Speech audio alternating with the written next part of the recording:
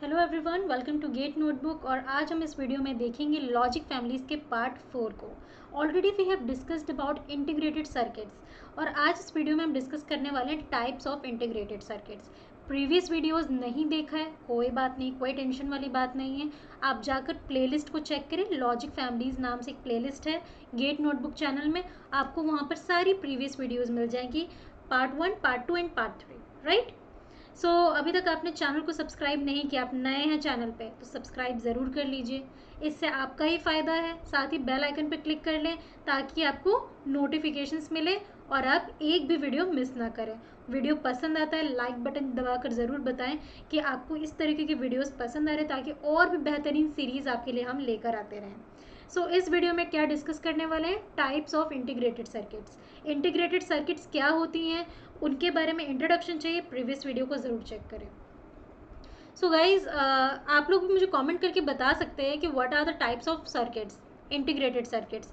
Guys, integrated circuits के बहुत सारे टाइप्स हैं, बहुत सारे। बट जो बेसिक टाइप्स होता है ना, देखो क्लासिफिकेशन समझते हो, कैटेगराइजेशन कि इंटीग्रेटेड सर्किट हुआ, देन उसके 2 टाइप्स हुए, देन फर्दर और टाइप्स हुए।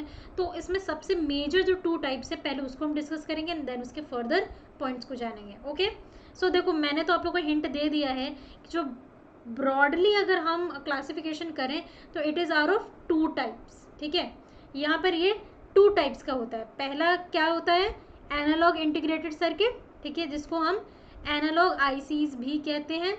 सेकंड होता है आपका डिजिटल इंटीग्रेटेड सर्किट, जिसको डिजिटल आईसीज भी कहते हैं। ठीक है, अब analog integrated circuit again are of 2 types, ठीक है, linear ICs and radio frequency ICs.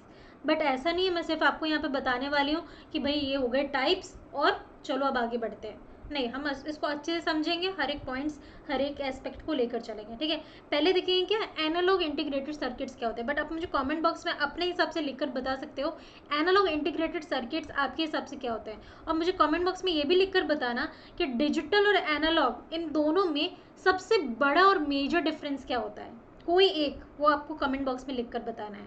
Okay, चलो पहले जानते हैं एनालॉग इंटीग्रेटेड सर्किट्स होते हैं क्या। इंटीग्रेटेड सर्किट्स की बात मैंने आपको बताई थी कि बहुत सारे इंटीग्रेटेड सर्किट्स मिलकर, जिसके अंदर लॉजिक गेट्स होते हैं, वो सब मिलकर आपका रिक्वायर्ड सर्किट को क्रिएट करता है, राइट।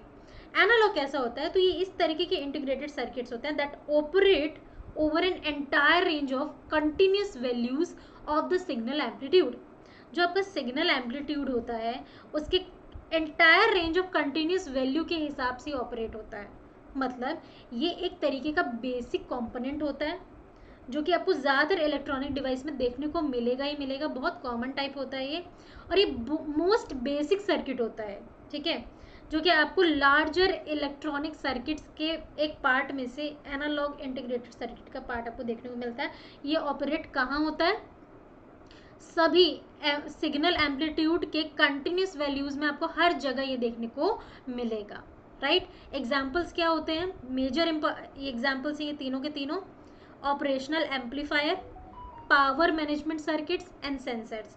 मुझे एक बार बताइएगा ऑपरेशनल एम्पलीफायर, जिसको ओपी एम्पलीफायर्स कहते हैं, इस पर किन किन को वीडियो चाहिए। अगर ज़्यादा लोगों ने कमेंट करके बताया, डेफिनेटली इसके ऊपर भी एक बहुत अच्छा वीडियो अपलोड किया जाएगा और वहाँ पे ट्रिक्स भी बताऊंगी। ठीक है, बट मुझे आपको कमेंट करके बताना पड़ेगा, then only I can upload, right.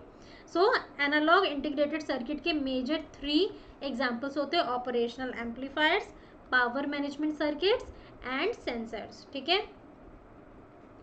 अब जैसे मैंने आपको बताया सेंसर्स वगैरह में यूज़ करते हैं, तो सेंसर्स कहाँ कहाँ पे यूज़ होता है, कंप्यूटर में होता है, जब हम अपने कह सकते हैं टच पैड के थ्रू हम कंप्यूटर चला रहे हैं, राइट। माउस में भी आपको जो स्क्रॉलिंग बॉल होता है वो भी एक सेंसर की तरह एक्ट करता है। सेल फोन्स में तो हर जगह स्क्रीन पे आपको सेंसर्स मिलते हैं so that we can assess the functionality. जितने भी डिजिटल डिवाइसेस हैं, लाइक आप टैब कह लो, ठीक है, it can be found inside almost every consumer electronic available to mankind today. जितने भी लोग इलेक्ट्रॉनिक आइटम आजकल यूज़ करें, इवन आपको फ्रिज में देखने को मिल जाएगा, ओवन में देखने को मिल जाएगा, एवरीवेयर जो भी इलेक्ट्रॉनिक आइटम्स आप यूज़ कर रहे हैं वहाँ पर सेंसर्स की टेक्नोलॉजी की ज़रूरत होती है, और एनालॉग आईसीज का एग्जाम्पल वहीं आपको मिल जाता है। ठीक है, एक बहुत इंपॉर्टेंट क्वेश्चन है, एग्जाम में पूछा जा सकता है कि most well known and long lived analog integrated circuit कौन कौन से हैं?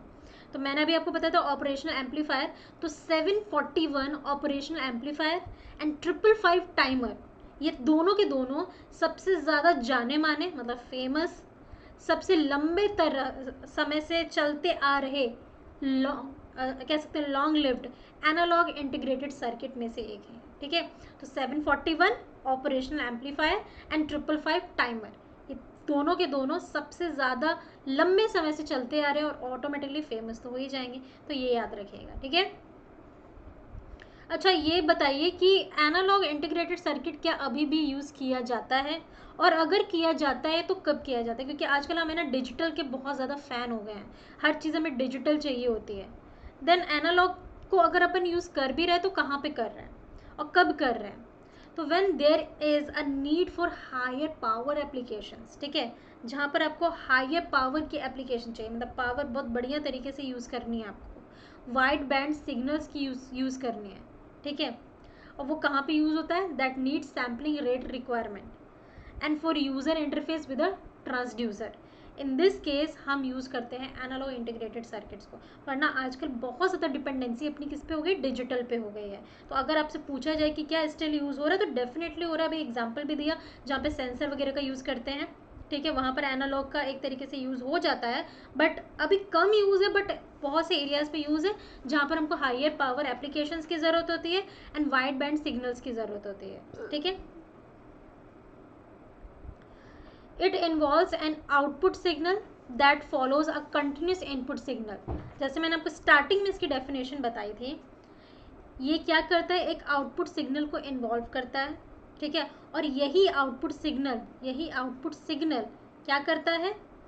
फॉलो करता है कंटिन्यूस इनपुट सिग्नल को। कैसा इनपुट सिग्नल? कंटिन्यूस। ठीक है, तो ऐसा याद रखिएगा। अच्छा, अब देखो जब हम एनालॉग इंटीग्रेटेड सर्किट का यूज़ कर रहे होते हैं, इन दैट कंडीशन पहला स्टेज होता है, दूसरा स्टेज होता है, बट इन दोनों ही स्टेजेस में वर्किंग क्या होती है वो जानना बहुत ज़रूरी होता है। ठीक है, क्योंकि कई बार ये क्वेश्चन पूछा जा सकता है कि इनिशियल स्टेज पे जो काम है वो आपको दे दे अगर फाइनल स्टेज पे, तो ये आपके स्टेटमेंट बेस्ड क्वेश्चन में बहुत पूछे जा सकता है। ठीक है, तो what happens in the initial stage, ये जानना ज़रूरी है। इनिशियल स्टेज को सबसे पहले तो हम इनपुट स्टेज कहते हैं, क्योंकि इनिशियली मतलब स्टार्टिंग में क्या होगा? इनपुट ही तो देंगे, and that is why we can call it as input stage. होता क्या है यहाँ पर?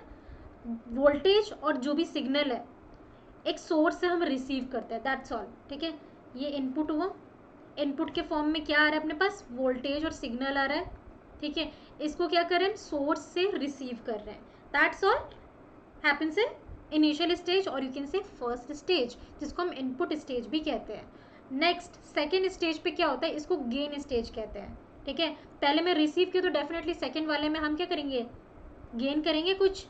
तो it is van amplification occurs, जब एम्प्लीफिकेशन हो रहा होता है तब सेकेंड स्टेज का काम होता है। एम्प्लीफिकेशन में होता क्या है? एम्प्लीकेशन से जो सिग्नल हमने रिसीव किया है उसको बूस्ट किया जाता है, मतलब बहुत ज़्यादा पावरफुल बनाया जाता है। क्यों? ताकि it can processed more effectively, ताकि उसकी प्रोसेसिंग बहुत ही इफेक्टिव वे में हो जाए, जल्दी से हो जाए, आउटपुट बढ़िया है। ठीक है, इसलिए किया जाता है। तो गेन स्टेज इसलिए कहते हैं क्योंकि अच्छा आउटपुट चाहिए, तो हम एम्प्लीफिकेशन करते हैं किसका? The signal we have received, ताकि वो इफेक्टिवली प्रोसेस हो सके। ठीक है, जो आउटगोइंग सिग्नल है इज इधर लिमिटेड और expanded in the last stage. अब लास्ट स्टेज में क्या होता है? जो आपकी आउटगोइंग सिग्नल है, जो कि एक आउटपुट बनने वाला है, यही आपका आउटपुट स्टेज भी होता है। गेन स्टेज कह सकते हो, आउटपुट स्टेज कह सकते हो।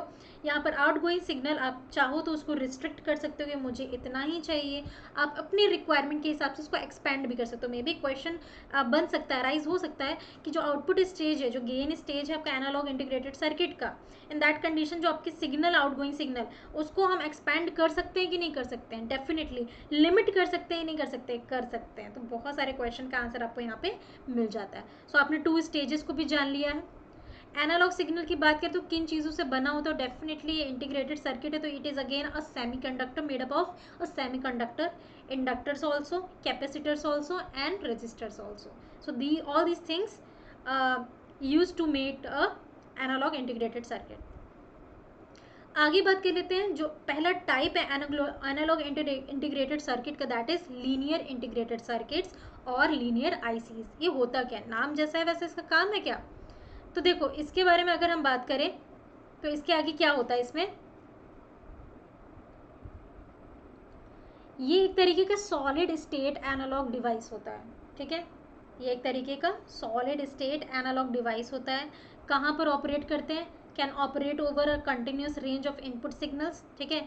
जो इनपुट सिग्नल्स हैं आपके, उसके कंटिन्यूस रेंज में हम इसको ऑपरेट कर सकते हैं, जैसा कि एक normal analog integrated circuit work करता है।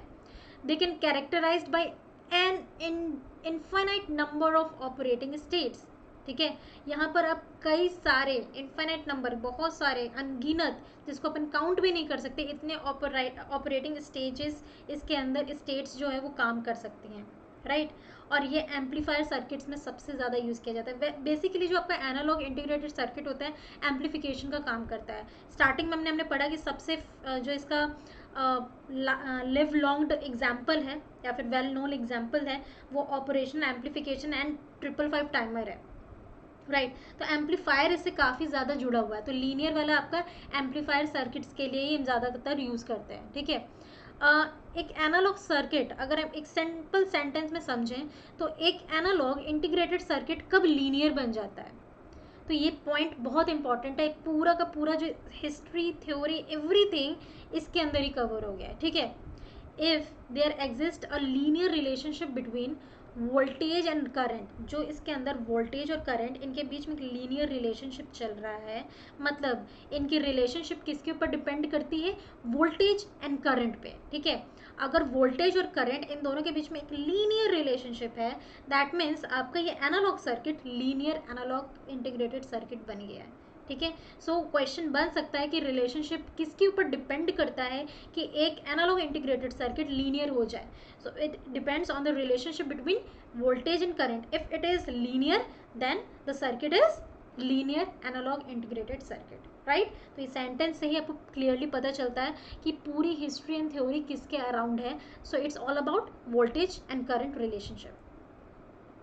आगे बात कर लेते हैं लीनियर इंटीग्रेटेड सर्किट का एग्जांपल क्या है। तो इंटीग्रेटेड सर्किट 741, जो कि मैंने वहाँ पे भी बताया था आपको, दैट इज़ योर व्हाट, अभी हमने जिसकी बात की थी, राइट, वो आपका हो गया an 8 pin dual in line package, जिसको डिप भी कहते हैं, ऑपरेशनल एम्पलीफायर। ये आपका लीनियर इंटीग्रेटेड सर्किट का भी एग्जाम्पल है, ठीक है। इसके अंदर इसकी स्पेसिफिकेशन दे दी गई है, एक तरीके का 8 पिन होता है इसके अंदर, डुअल इन लाइन पैकेज होता है ये, ठीक है। तो लीनियर इंटीग्रेटेड सर्किट का काम करता है, ये इसका एक तरीके का एग्जांपल है। कितने लोग चाहते हैं इसके ऊपर एक वीडियो होना चाहिए? Do comment so that I can give you a detailed explanation with amazing tricks and easy methodology, right. So final point में कह सकते हैं कि ये एम्पलीफिकेशन या फिर और भी जितने भी लीनियर वे में जो भी काम करना होता है, जैसे वोल्टेज और करंट वहाँ पे लीनियर वे में काम कर रहा है, तो वहाँ पर हम लीनियर इंटीग्रेटेड सर्किट का यूज़ करेंगे। जहाँ पर आप देखेंगे कि वर्किंग लीनियर वे में हो रहा है, एम्पलीफिकेशन लीनियर वे में हो रहा है, समझिए वहाँ पे लीनियर आईसीज का यूज़ है। नेक्स्ट आ जाते हैं second type of analog integrated circuits, that is your radio frequency integrated circuits.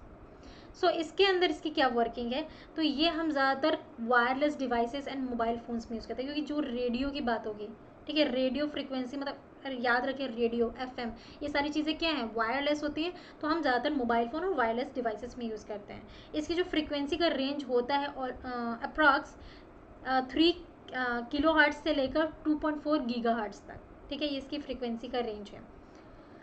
इसका मेन एप्लीकेशन, जैसा कि इसका नाम है वैसे इसका काम है, रडार एंड कम्युनिकेशंस में आपको रेडियो फ्रिक्वेंसी इंटीग्रेटेड सर्किट्स का यूजेज देखने को मिलेगा। नेक्स्ट जो दूसरा टाइप है एनालॉग इंटीग्रेटेड सर्किट के बाद डिजिटल इंटीग्रेटेड सर्किट क्या होता है वो देखते हैं। तो ये डिस्क्रीट सिग्नल्स, दैट मीन्स कि डिजिटल वैल्यूज़ पे काम करता है, जैसे कि बाइनरी वैल्यूज़ हो गई, जहाँ पे 0 एंड 1 के टर्म्स में काम होता है, राइट, जैसा इसका नाम है वैसे ही काम होगा।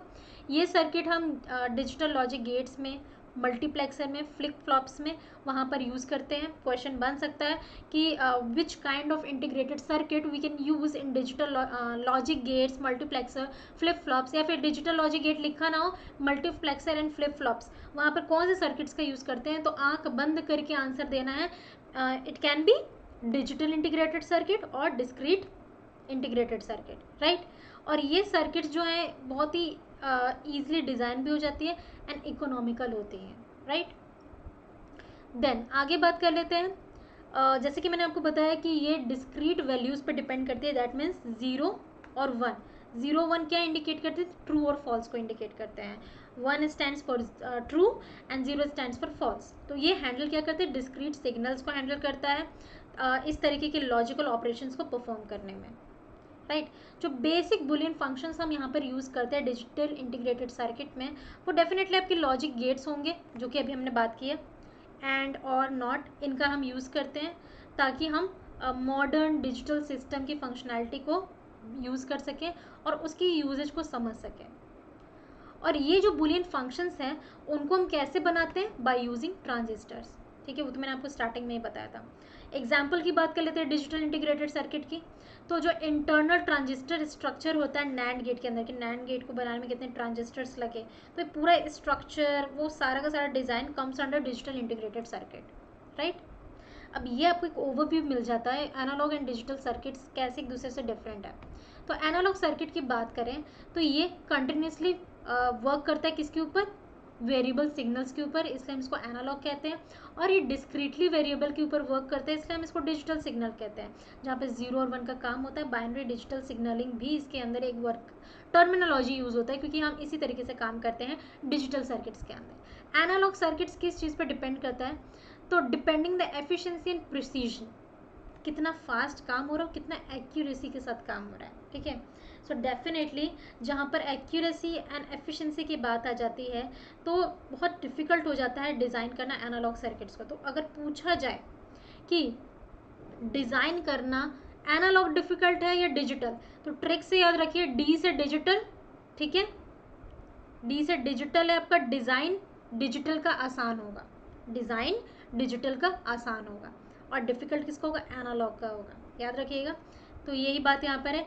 क्यों है ईजी यहाँ पर डिजिटल में? क्योंकि बहुत सारे ऑटोमेटेड टूल्स आपको डिजिटल के अंदर मिल जाते हैं अलग अलग स्टेजेस में, ताकि डिज़ाइन बनता चले, एनालिसिस होता चले, जो कि एनालॉग सर्किट्स में आपको नहीं मिल पाती है। एनालॉग सर्किट्स में बात करें, जब हम फिजिकल वर्ल्ड से इंटरेक्ट करते हैं, मतलब कि रियल वर्ल्ड से इंटरेक्ट करते हैं, तो यहाँ पर analog circuits can directly accept the signals from outside. Directly आप एनालॉग सिग्नल को एक्सेप्ट कर सकते हैं as the data is already analog, क्योंकि हमारा डेटा भी एनालॉग के फॉर्म में होता है, हम उसको कन्वर्ट करते हैं, right.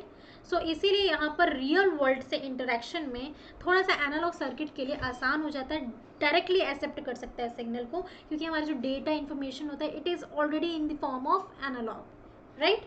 if we talk about digital circuits, तो digital circuit has to acquire data from physical world, उसको लेना पड़ता है, ठीक है। एनालॉग सिग्नल को हमें कन्वर्ट करना पड़ता है डिजिटल सिग्नल्स में, then only we can accept the data in the form of digital circuits. Conversion करना पड़ रहा, तो डिफ़िकल्टी कहाँ आ गई? जब इंटरेक्शन की बात आ गई तो डिजिटल में डिफ़िकल्टी आ गई, but in case of designing analog में आ गई प्रॉब्लम, ठीक है। डिजिटल के एनालॉग की बात करें तो यहाँ पर आपको कन्वर्जन की ज़रूरत नहीं है, एंड इसीलिए यहाँ पर कोई भी डेटा लॉस नहीं होता। ऑब्वियसली बात है, जब आप कोई भी चीज़ को कन्वर्ट करते हो ना तो डेटा लॉस होता है, जब आप कन्वर्ट नहीं करते हो तो डेटा लॉस नहीं होता है। एनालॉग में आपको कुछ कन्वर्जन नहीं करना होता है, तो there is no loss of information, ये भी एक क्वेश्चन बन जाता है, ठीक है। During the process of converting analog signal to digital signal, यहाँ पर significant amount of data loss हो जाता है, एंड लॉस ऑफ इन्फॉर्मेशन पूछा जाए कहाँ होता है तो डिजिटल में होता है, ठीक है। नेक्स्ट है एनालॉग सिग्नल की बात करें कि अगर हम प्रिसीजन और एक्यूरेसी की बात करें तो ये इसका एक क्राइटेरिया नहीं है, लेकिन एनालॉग सर्किट जो होते हैं ना, ठीक है, ये सिंपल, ठीक है, कैन बी सिंपल और इनएक्सपेंसिव हो सकते हैं, ठीक है। और अगर हम चाहते हैं, देखो एक ऐसा एनालॉग सिग्नल चाहते हैं कि जहाँ पर ठीक है थोड़ा बहुत डेटा गलत भी आ जाता है, नॉट एन इशू।